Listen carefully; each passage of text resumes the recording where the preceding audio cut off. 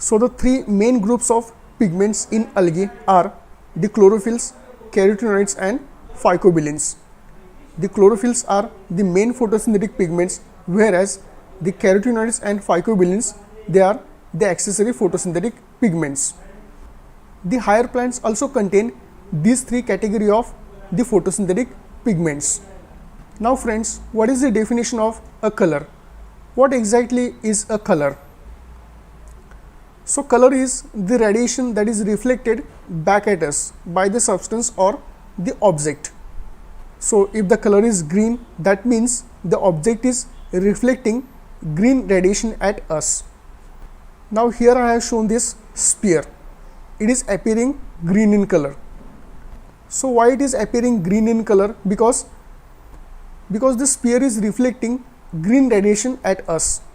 The sphere is absorbing other forms of light that is incident upon it, and it is reflecting the green portion at us. That's why the sphere is appearing green in color. Now let us illustrate this with the help of the absorption spectra of the chlorophylls. The light absorbed is plotted on the y-axis and the wavelength of light absorbed is plotted on the x-axis. You can see the curves of the two chlorophyll molecules, chlorophyll A and chlorophyll B. You can see this violet line, which is the curve for the chlorophyll A molecule, and you can see this blue line, which represents the curve for the chlorophyll B molecule. Now here you can see for chlorophyll A molecule, we are getting the two peaks. Here you can see the first peak, and this is the another peak for chlorophyll A molecule. Now from these peaks you can understand that the chlorophyll A molecule is absorbing the wavelength of light in violet and blue region, as well as in orange and red region. So chlorophyll A is absorbing in the violet and blue region as well as in the orange and red region, thus reflecting the green radiation back at us. So this is the reason why the chlorophyll A appears green in color. It is absorbing in the violet blue region as well as in orange red region and reflecting the green portion back at us. Now let us understand the absorption of light for chlorophyll B molecule.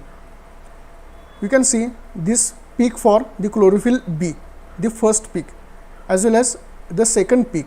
You can see this blue line, second peak for chlorophyll B molecule.